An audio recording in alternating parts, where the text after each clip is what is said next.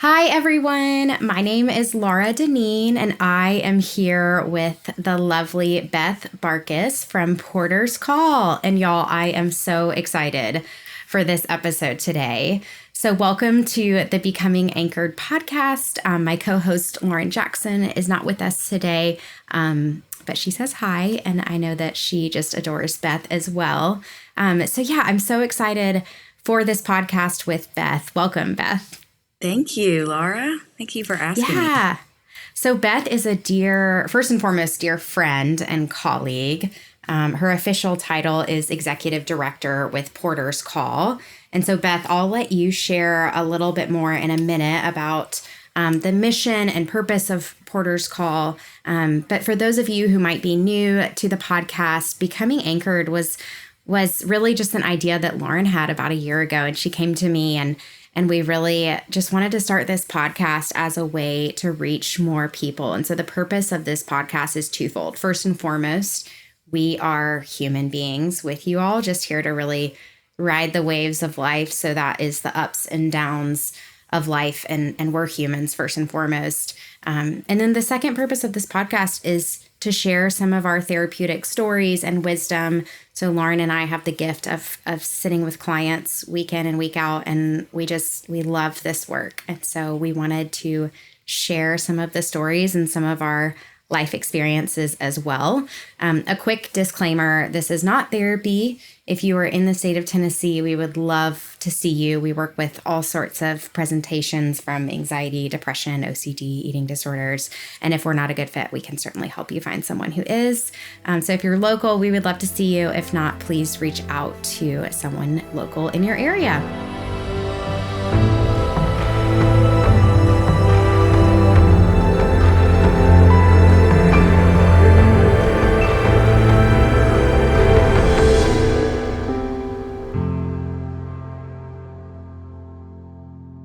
So the topic for today's episode is going to be making meaning of pain and suffering. And so Beth is just a wealth of wisdom. And I'm so excited to learn from you today, Beth, on this. And just to have like-minded souls together on this podcast is going to be such a gift. But yeah, Beth, I would love for you to share with our audience a little bit more about your background, about the work that you do, before we really dive into this topic of making meaning from our pain and suffering. Sure. So I always lead with, I'm a mom of three. I can't believe it. I have twins, two 21-year-olds that are graduating college this year, which is just mind-blowing. Thank you. And then I have a 17-year-old. So I have boy-girl twins and then a 17-year-old son. Been married to my husband for 26 and a half years. Known him about 28 years, I guess, 29 maybe. And it's just been a great joy. I've lived in the Franklin community in Tennessee, just south of Nashville, for pretty much my whole adult life. After I graduated, started at Porter's Call. I'm going into my 14th year, which is crazy to think about. It has flown by and is truly the place that I want to retire. I just don't see myself going anywhere else or doing anything else other than this work, because it is so meaningful, so powerful, and such a gift. I learn every day from those I get to see. So started 14 years ago at Porter's Call, and essentially my background prior to coming to Porter's Call, I was working in the spaces of kind of like crisis intervention, care, and counsel, and always within the nonprofit sector. So I knew I wanted to go back to school and really get further training in those spaces to be equipped to care well for those that I was meeting with. And the people I was meeting with before I got my master's, what I loved about it is we did provide counsel and care free of charge. And so I knew after I got my master's that I wanted to do a similar work. I said, I just really want to be able to provide services without a transactional exchange, even though I know there's so much importance to people having some skin in the game. But I just felt really, really called to the spaces of people that might have been underserved or marginalized and not able to have access to proper care. So, in thinking through that, I was like, wow, I know of this place called Porter's Call. It had been in existence for about 10 years at this point. And I knew about it because my husband's been in the music industry the whole time I've known him. So he's almost 30 years in this industry. And Porter's Call is specifically designed for the creative. And so those that we meet are artists, touring and recording music artists, and their partners or spouses. And so essentially we offer care for them, support and encouragement, because their career is super unique. All careers can have challenges, but there's something about living in a glass bowl, so to speak, having a platform and having to look like they have it all together, and yet they have all the temptations that the rest of us have, and very little time and energy to be able to pour into themselves. Often they're pouring out a lot. So I just reached out to Porter's Call because we loved Al Andrews and his wife Nita, who founded Porter's Call, and I just felt like this was such a great hybrid between my husband's passion, which is he works with artists, at a record label, and my passion, which is to provide care and counsel and encouragement without a transactional exchange. So it was this perfect mixture. I don't have a music background. You do not want me to sing. Trust me, you do not want me to sing. I believe that the creative and healthy artist can put healthy art into the world that then has this ripple effect. So to make a very long story short, a porter is what we call ourselves.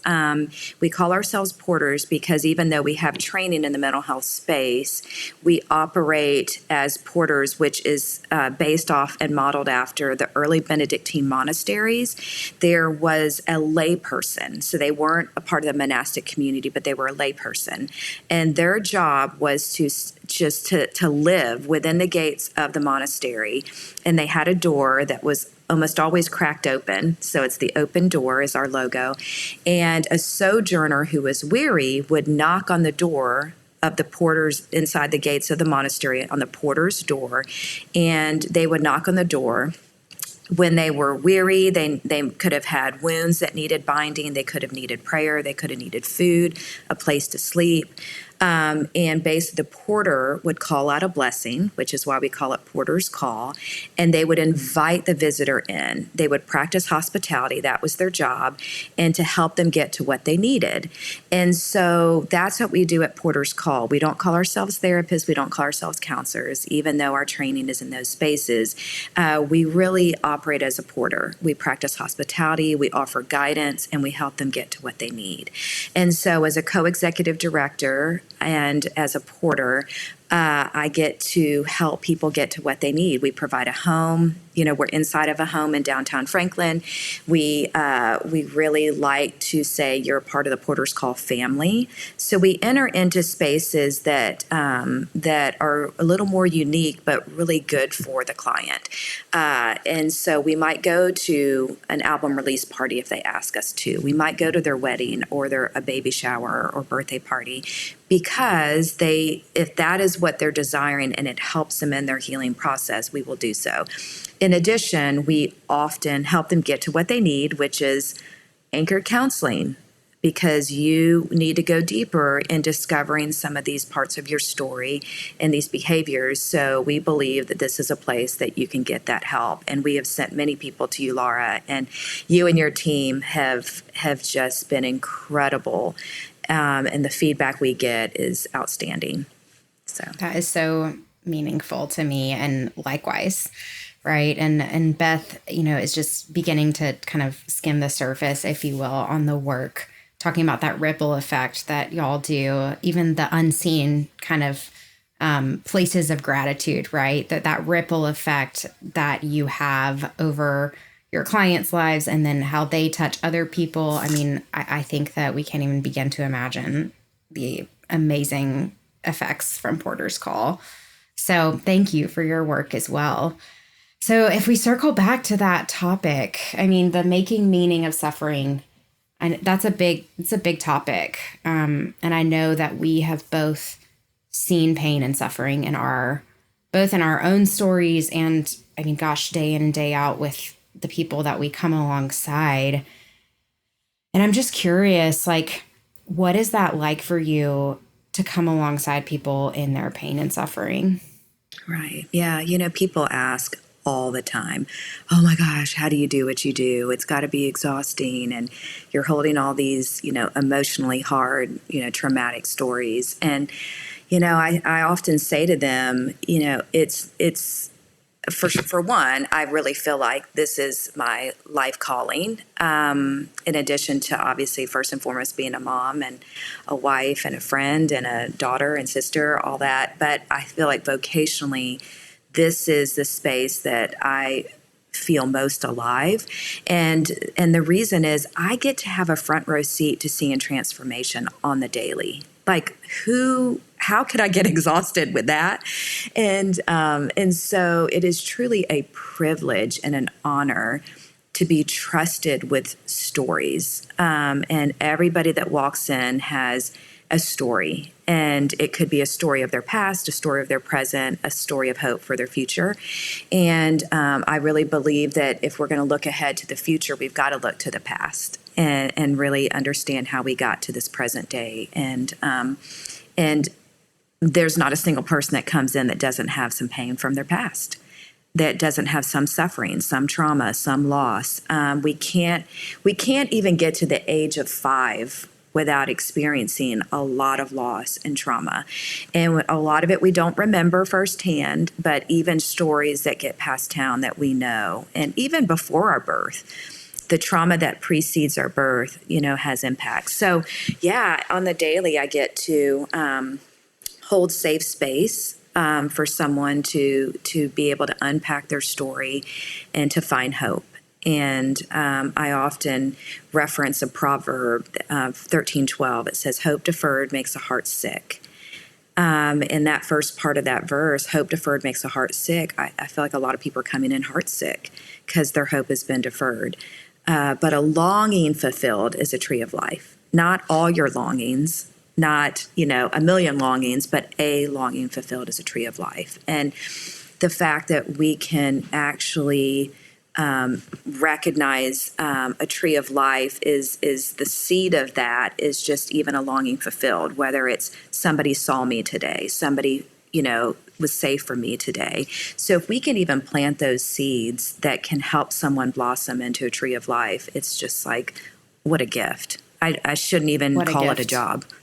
Yeah, I feel the same. I feel it is such a privilege to enter into that sacred space with clients. Gosh, such a privilege and such a gift, even when you can tell that they're really suffering.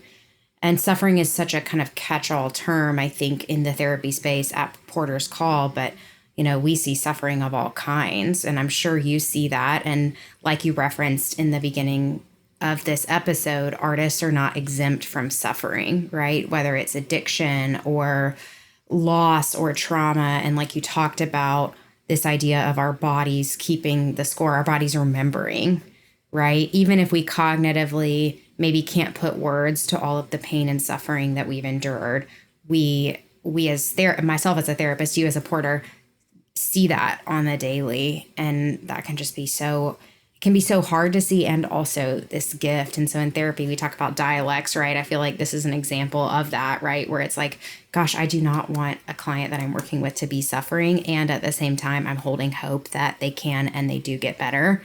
And that can be just quite a bit to hold to for us. Yeah, it is interesting how, as a mom, I work so hard to have my kids avoid suffering and pain. And I try so hard to try to, interfere and try to prevent and protect. And we can't do it all. My kids have been in college for 4 years now. Of course, I can't really protect them when they're miles away. And yet I have to keep telling myself, I do know that when they suffer or struggle, it is what's going to help shape them and mature them and grow them.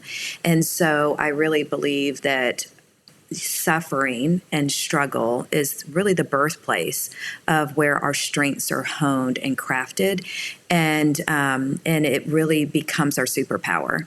And so I do try to help artists and their partners when I see them to say, hey, I don't want us to, let's not stuff that. Let's not push that to the side. Let's not compartmentalize it.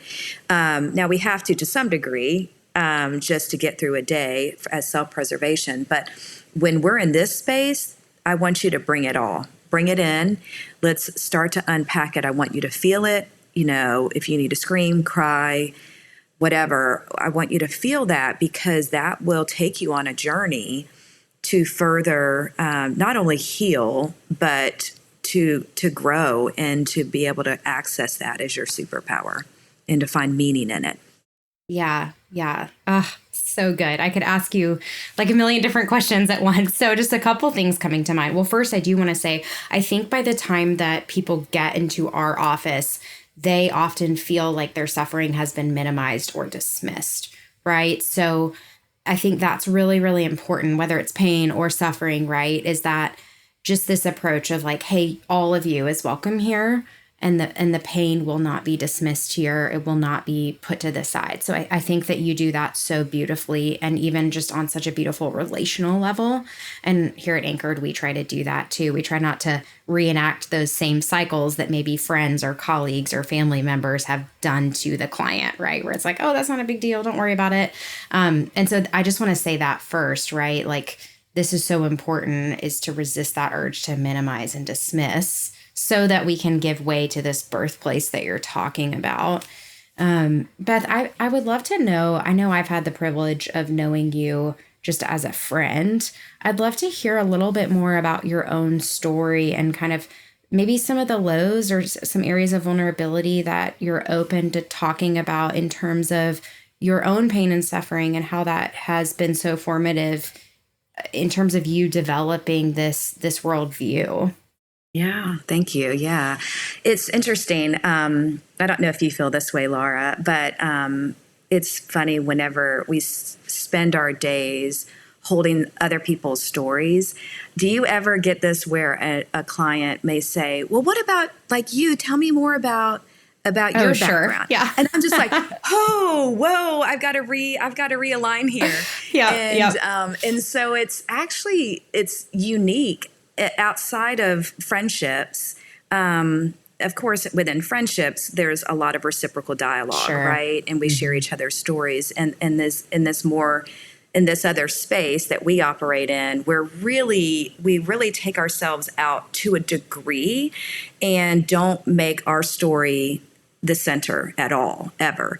And so, but it is so interesting when people start to ask you, you're going, oh gosh, that's okay. It's my turn to talk. Okay. Right. This is vulnerable. I have to be vulnerable. Right. Which is why we should always be doing our work, right? Sure. We should always have those spaces to do that. So, so as you bring it up, I'm like, oh, this is fun to reflect on my story and how I really do feel like it has shaped me being where I am today. And so I might be all over the place because there's obviously a long timeline at 51, and there's a lot there in all those spaces of those 5 decades. But I really believe that my story started long before I was born. So we're talking, decades prior to my birth, and that being specifically my mom and my dad's story. And so my dad's family of origin was riddled with a lot of brokenness, alcoholism, abuse, abandonment, divorce. So this is what he's bringing in as a young man. My mom, and he's an American, a white American man. My mom is on the other part of the globe in Okinawa, Japan. And she has this incredible large family and really a very, I don't know if prestigious sounds so pretentious, but she basically comes from a royal lineage of samurais. So her great grandfather was a samurai. So there's this whole thing in Japan and in the Asian culture that elevates these samurais as warriors to the king, basically. And her parents were in arranged marriage because they had to marry within a certain class system. So there's this kind of strange class system that my mom grew up in. And so war visited her doorstep when she was 6 years old, World War II. And it was the Americans that, well, first of all, the Japanese obviously bombing Pearl Harbor, and then the Americans retaliate and Americans were like, okay, you're going to bring us in the war, here we go. And the most vulnerable part of Japan was Okinawa, which is where my mom grew up and where all of her family's from. And it's this small little islands just south of the mainland. And so war arrived at her doorstep. And so when she was at once this kind of higher class in society, war levels the playing field. And everybody's in poverty post-war, everybody. And so in the process of her being a 6-year-old during World War II, she lost her father, she lost her brother, she lost her mother, her sister, and her mother had to bury, her children. They hid in caves. She was responsible for feeding her kids, killing rabbits to feed them. Like war that we in our lifetime as people kind of isolated in the U.S. will probably never experience. And that is what my mom brings in, right? So my mom brings in loss, trauma, war. My dad brings in also loss, even trauma and war because he lost his father in World War II. So his dad's fighting for the U.S., my mom's dad's fighting for Japan, and they both lose their lives in the war. And so fast forward, 20 or so years later, my dad is stationed in Japan, in Okinawa, in the Marines. And the only reason why there is a base there is because of the war. That's the irony. I'm like, oh my gosh, war is horrible. And this happened, and there was so much loss, so much tragedy. But actually, my dad never would have met my mom had World War II not happened. And so to try to sum up that storyline is that my parents were enemies. I mean, my parents' families were enemies. My mom, imagine my mom coming to her mother and saying, this American man I met on the base, he wants to marry me and take me back to the U.S., even though my brother, my sister, my dad died in that war. Like, what? You can't wrap your mind around it, right? No, yeah. No. Ugh. So this has all transpired, obviously, before I was born. So that is what I was born into. So epigenetically, which is a whole nother podcast, I'm sure, Laura, but epigenetically, I do inherit a lot of this, obviously, enemy lines, but also reconciliation of races and ethnicities and nationalities. And so that's an ironic space of going, okay, not too many generations away, 2 generations away, there was complete, utter hatred, right? And then 1 generation away, being my parents, was this reconciliation of these 2 nationalities. And I wouldn't be even here if it weren't for that. So I think that has really created in me a desire to be an anti-racist, to be someone who really, not just for Asians, but, Hispanic culture, Indian culture, Native American culture, African descent culture. I really feel like, my goodness, like how many humans wouldn't be here if there weren't some reconciliation relationally? And so that desire for justice and equality is so woven into my story because of the loss, because of the brokenness, because of the trauma. And then it goes on and on. My parents' firstborn child was a perfectly healthy son in utero and was delivered with malpractice and suffered severe cerebral damage to the point where he is still alive but not able to walk, talk. He doesn't know who we are. He has a feeding tube, like incredible brokenness. So essentially, my parents lost their firstborn child essentially, because they're not able to raise him and care for him and see him live a full life. And so, the value of his life is beyond meaningful, like so valuable, so worthy. But yet they weren't able to like raise him and enjoy that connection. And so, major brokenness. I feel like then you fast forward, to my kids' age now, and I have seen them have a incredible innate heart for people with special needs, people that are struggling with not being able to have the full capacities and abilities that some of us are privileged to have. So they've always been involved in, two of my kids specifically been deeply involved in those relationships, with whether it's best buddies or what have you. So I think, again, the suffering of even my parents struggling with that, and me not having, really being able to grow up with my brother, and that has been epigenetically passed down to them, where they have countered that loss and created meaning. So yeah, it goes on and on, whether it's divorce, addictions that I've seen in my family, alcoholism, suicide, and law, these so many different pieces of my family's story that have been impacted with pain, that I don't think I would be in this place right now with my job had all those things not happened. Yeah. Yeah. Gosh, I mean, there's so many different points that I could speak to in what you just shared. I mean, my heart, anytime someone shares their pain, your heart goes out to them, right? And the human part of me sees the human part of you, right? And just our shared humanity in that. Gosh, thank you, Beth, just for your vulnerability with this. And I know that beyond a shadow of a doubt that you just hold that space so well for your clients because of all the pain and suffering that you have either seen or personally been through, or like you talked about, that's in your generational, maybe even trauma that you've experienced.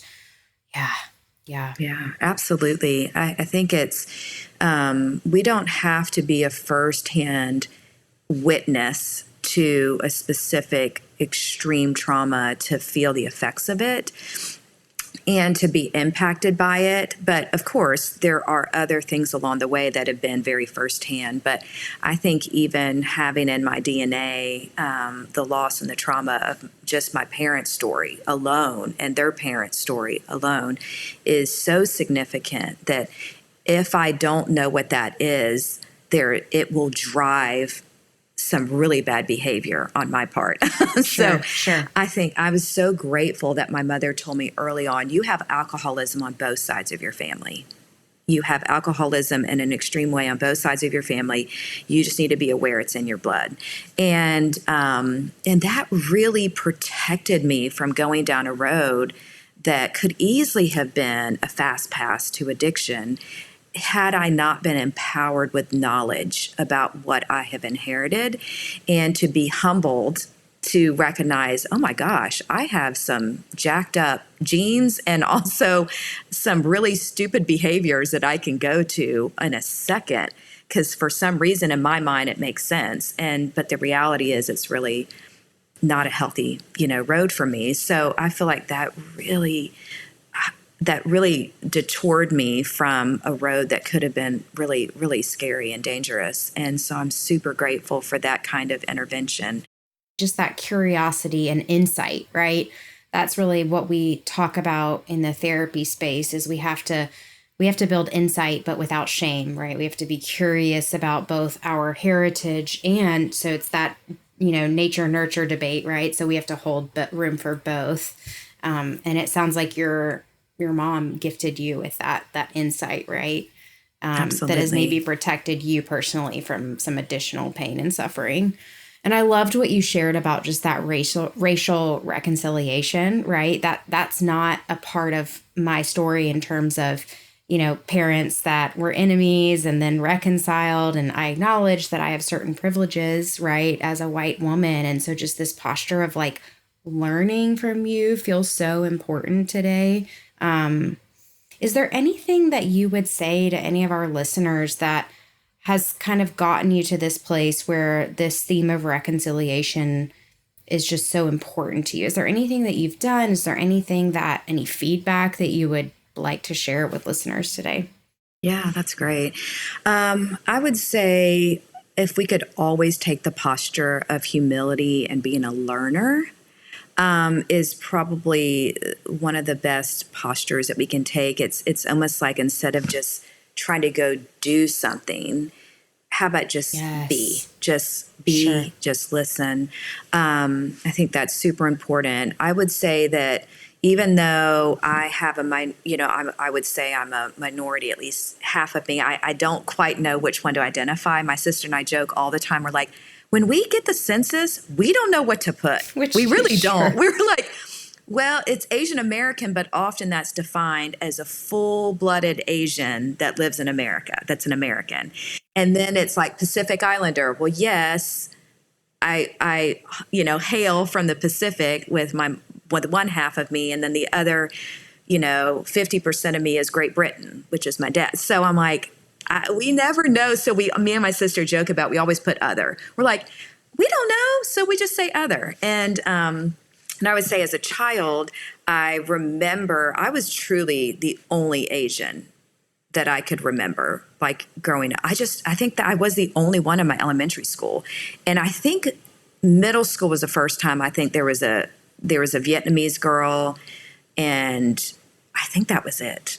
So there were very few of us for whatever reason in Lakeland, Florida. But I remember even feeling, I'm embarrassed to admit this story, because it's not who I am now. But I remember in elementary school, we were standing in line and we were holding checks to go pay for our lunch tickets. It's when we had to get a physical check, get our lunch tickets for the week. And I remember people were standing in line and they were like, let me see your check. Let me see your check. And they were looking at everybody's parent's name. And I remember being like embarrassed because I was like, Yasuko Katsuden, Bernard, they don't know what that means. And it's as if like, did I not recognize that I looked Asian? Like, why would that be a surprise? But as an 8-year-old little girl, I just remember being like, you want so badly to like just fit in. You want so badly to be like everybody else. And so I felt so other in that moment. I don't remember feeling that way all the time, but I remember in that moment. So I remember covering my mom's name on the check. And I have so much shame when I say that. I know I've done work around it. So it's not like it's visceral shame that I'm going to carry, but I'm like who I am now and who I've grown to be. I'm like, I could not be more proud. I would actually rather people call me Satsuki, which is my middle name, which means May. And I even like got, that tattooed on my arm because it's the month that my husband and I got married. And so we have our wedding date and we got matching tattoos and it's my name and I'm proud of it. So it's so different now. And so I was intent raising my kids to have great pride in the fact that they're at least a quarter Japanese, and they have owned it. They are so thrilled about it. And so they could not be more proud of my mom, of their heritage. And they claim 100%.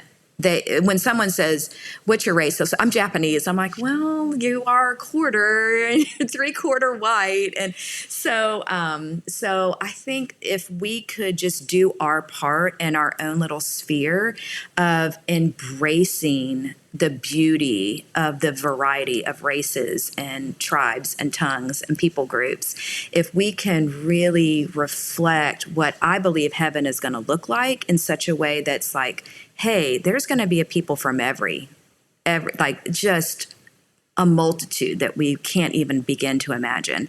So let's start living like that now. So I think if you're a person of color and a minority in the space that you're in, then own it. Like, be so proud of it, and pass that down to your children and your children's children. If you're in a part of the majority race, and then there are certain privileges that are afforded to you that you don't necessarily deserve any more than the next person, but they just are because of our culture, and that's across the world. Everywhere across the globe has these, different systems. And so, I would say if you're someone that's in the majority race, like, be a learner, practice humility.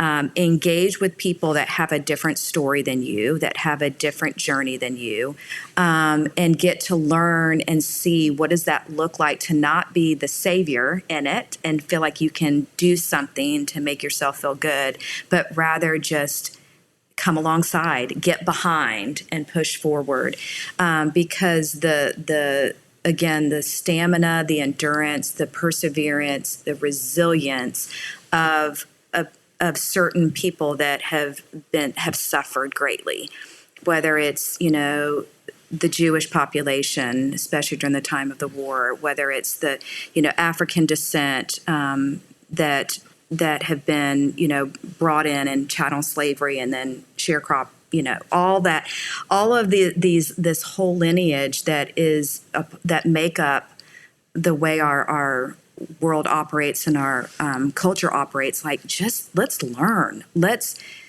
not lead with, hey, I know, and hey, I do this, and hey, and make it about what you're doing. But let's just kind of lean into each other and elevate other people's stories, especially those that have made great meaning out of suffering. Those that have really taken their struggle and their suffering and their trauma and their pain and practice this incredible resilience. We have so much to learn. Yeah. I love all of what you shared. And I think, gosh, there's so many different points that I want to tease apart today that could just be their own episode in and of themselves. But yeah, I mean, what I'm hearing you say is that we want to be careful not to perpetuate suffering, right? And one way that we maybe come alongside other people's pain is by practicing curiosity and a posture of learning. Yeah. Thank you, Beth. Yeah. And I mean, I think, we're always learning and growing. And what really matters is whether we have the ability to apologize, to repair when we rupture. And that's the process of learning, is that humility component too, where when we do mess up, we apologize and we ask for forgiveness and we repair with the other person. And these are all things that we can do, I think, that hopefully reduce suffering globally, not even on a individual level, but right on a global level. Right. But isn't it interesting that it all starts with the one-on-one? So with globally, things start to get impacted through that ripple effect. That's why we do one-on-one work. And we're not always going out there just saying we're going to just talk to the masses and that's it.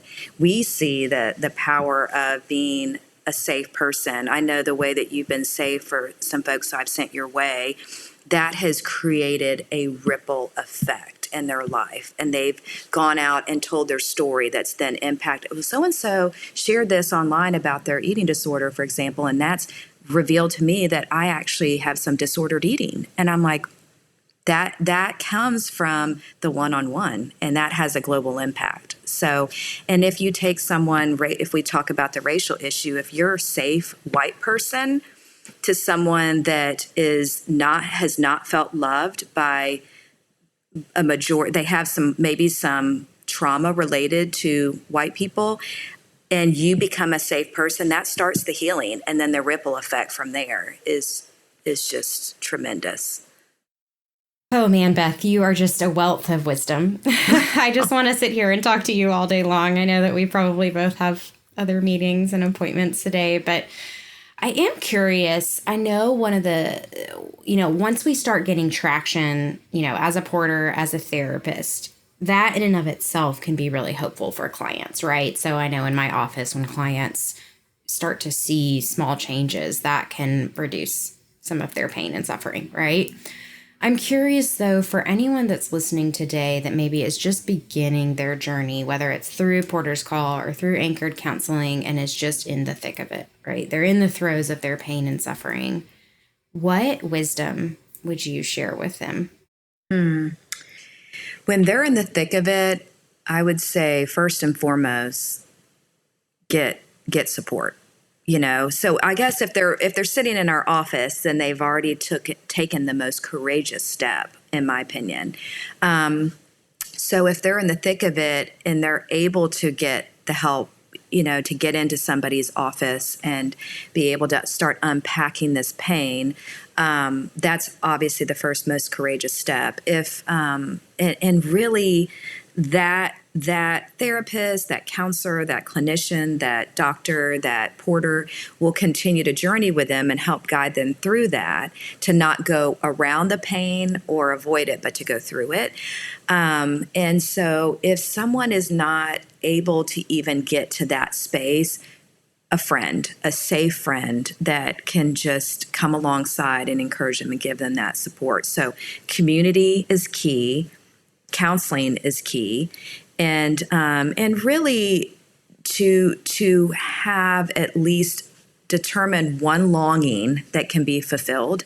Back to that Proverbs, hope deferred makes the heart sick. Their heart's sick because their hope has been deferred. So for someone to validate the hope that's been deferred for them will start to give a lot. It won't dismiss it.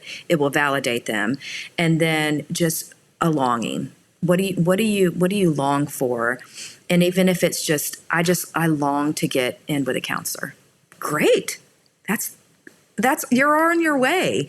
And to have a hope holder, have somebody holding your hope for you, that's really what we are. We're hope holders. We're midwives. I could not agree more. Right? I could not agree more.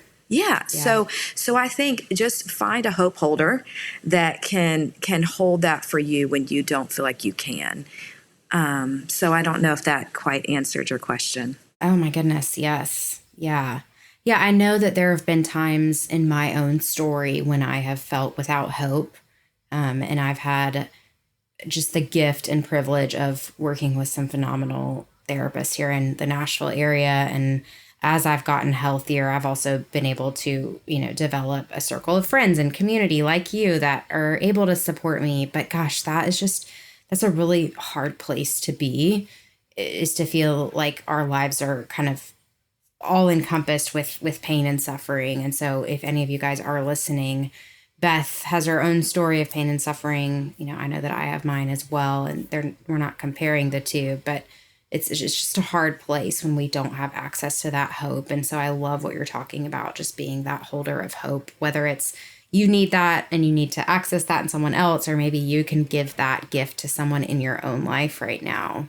Yeah. Mm-hmm. Right. Yeah. And like you started this talk of making meaning out of pain and suffering. It's like some of the best clinicians that are focused on, say, addictions have their own story of addiction and recovery.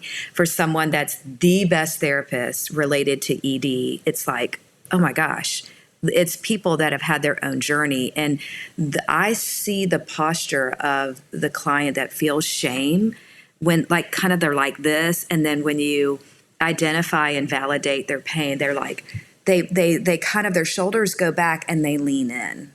And so their physical posture is like, they see me. I don't have to feel shame. They have their own story. So I think, again, using your story of pain and struggle and the things that you would have deemed weaknesses are actually very much the threshold that takes you into being the person that needs to meet with someone, Sure. that absolutely. is going through it. And I'm sure you can say this too, but I would have, if you had asked my 20-year-old self if, I would be an eating disorder therapist and be, leading a team of people treating eating disorders and other co-occurring diagnosis, I'd be like, are you kidding? No.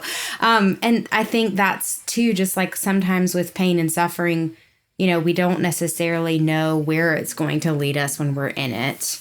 Right. And so having people that can come alongside us and offer us that hope is really, really vital. And I know that you and I have both, had that experience of other people that have loved us well in those hard times.